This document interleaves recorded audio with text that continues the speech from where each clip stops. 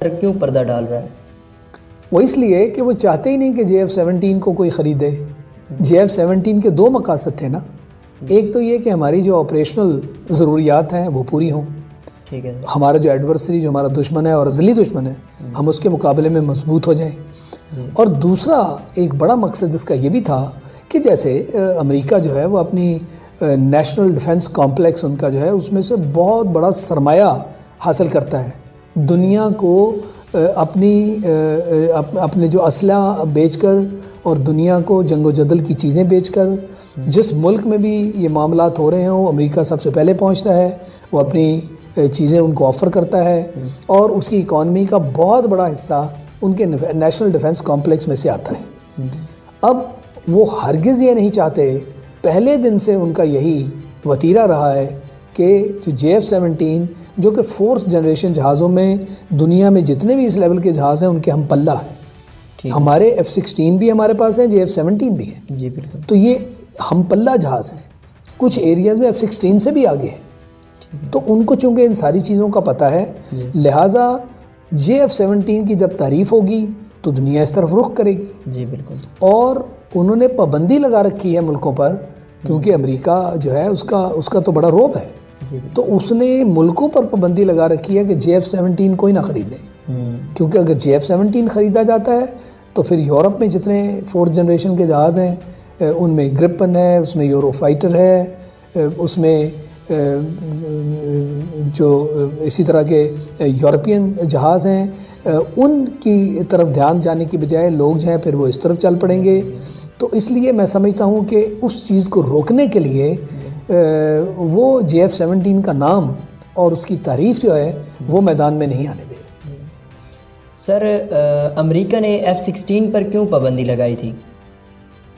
वो इसलिए पाबंदी लगाई थी कि F-16 हमारा फ्रंट लाइन जहाज़ था।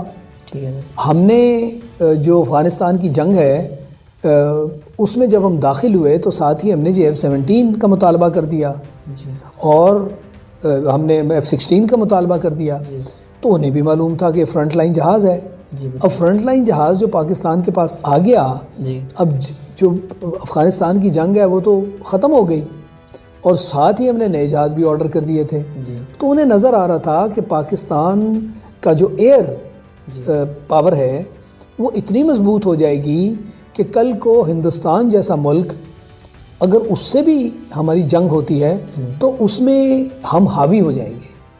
और आपको ये भी पता होना चाहिए कि अब जो जंग है वो फ़ैसला कुन मराहिल जो हैं उसके, और फ़ैसला कुन जो रुख है वो एयर पावर ने हासिल कर लिया है।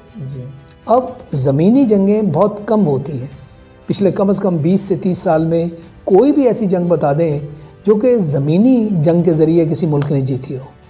एयर पावर को इतना बड़ा दर्जा हासिल हो गया है, लिहाजा आपकी एयर पावर का मजबूत होना एक नागुज़ीर अमल है। और इसी को देखते हुए हमने JF-17 की तरफ रुख किया था।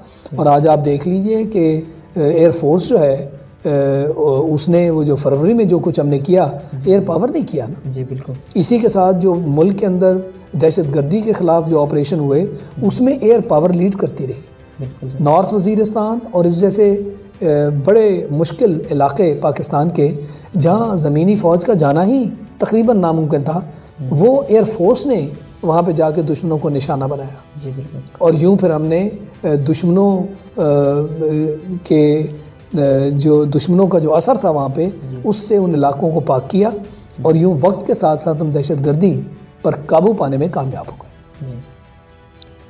सर, चीन ने क्यों JF-17 थंडर बनाने में पाकिस्तान की मदद की थी? उनको क्या फ़ायदा था इस चीज़ से?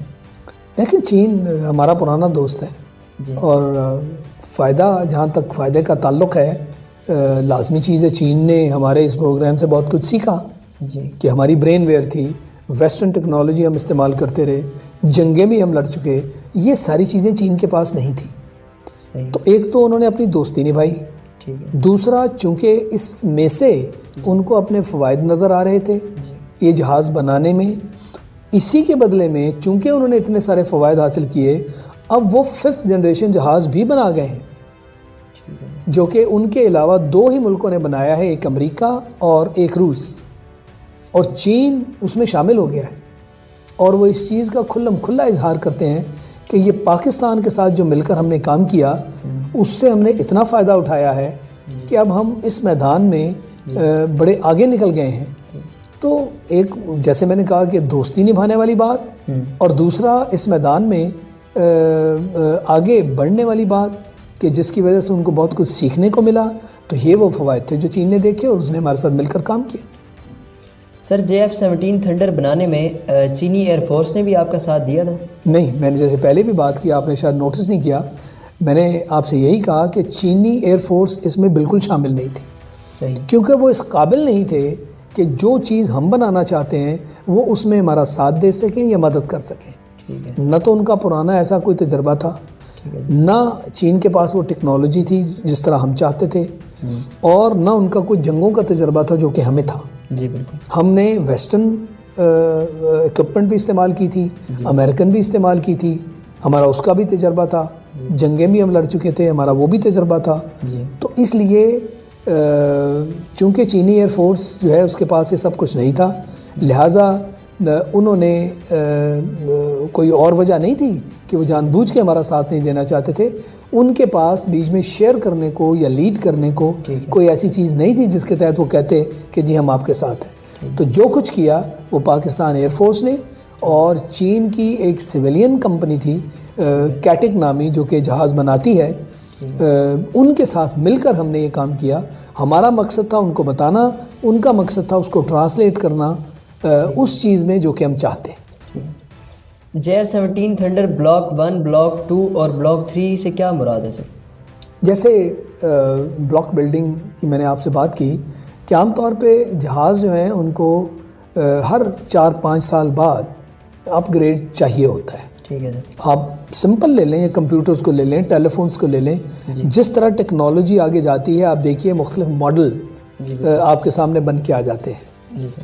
तो इसलिए सैमसंग को ले लें, आईफोन को ले लें, जो ही नया मॉडल आता है पिछला मॉडल जो है लोग उसको छोड़ देते हैं। ऐसी है सर। और नए मॉडल में टेक्नोलॉजी इस्तेमाल होती है। जी बिल्कुल। कि वक्त के साथ साथ इलेक्ट्रॉनिक्स जितनी तेज़ी से आगे चल रही हैं वो चीज़ें फिर आप अपनी टेक्नोलॉजी में इस्तेमाल करते हैं और उसका फ़ायदा उठाते हैं। जी बिल्कुल। अब जहाज़ जो है उसके 3 हिस्से हुआ करते हैं ना, एक एयर फ्रेम है, ठीक है, जो कि बॉडी है जहाज़ की, सही। उसके अंदर इलेक्ट्रॉनिक्स है और तीसरी चीज़ वेपन्स है। इलेक्ट्रॉनिक्स को हम एवियोनिक्स कहते हैं। ठीक है। तो एयर फ्रेम तो तकरीबन अपनी जगह वैसे ही रहता है, ठीक है। वो तो सारा आप डिस्ट्रॉय करके नई चीज़ तो नहीं क्रिएट करते, मगर उसके अंदर जो नई टेक्नोलॉजी है, जो इलेक्ट्रॉनिक्स हैं और उसके साथ जो वेपन्स जोड़े जा सकते हैं, वो हर 5 साल बाद जब आप अपग्रेड करते हैं तो जो लेटेस्ट टेक्नोलॉजी, जो लेटेस्ट जहाज़ों में इस्तेमाल चीज़ें हो रही होती हैं, वो आपके पुराने जहाज़ में इस्तेमाल होने के बाद उस जहाज़ को आप एक अपग्रेडेड जहाज़ बना देते हैं।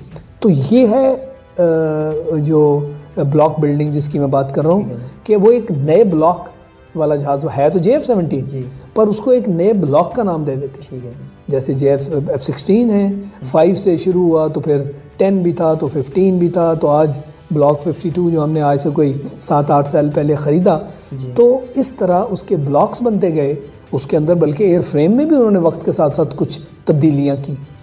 तो ये ब्लॉक बिल्डिंग से ये मकसद है कि जहाज़ को टेक्नोलॉजी के मुताबिक जो लेटेस्ट जनरेशन के जहाज़ हैं उनके साथ मुकाबला जो है उस जहाज़ का होता रहे, लिहाजा उसको अपग्रेड करते जाएं, जदीद तर्ज के जहाज़ भी बनते जाएं। कोई नया जहाज़ आप नहीं बना रहे, मगर जो आपके पास अवेलेबल है उसको आपने अपग्रेड करके जो नए जहाज़ हैं उनके जो है मुकाबले में खड़ा कर दिया।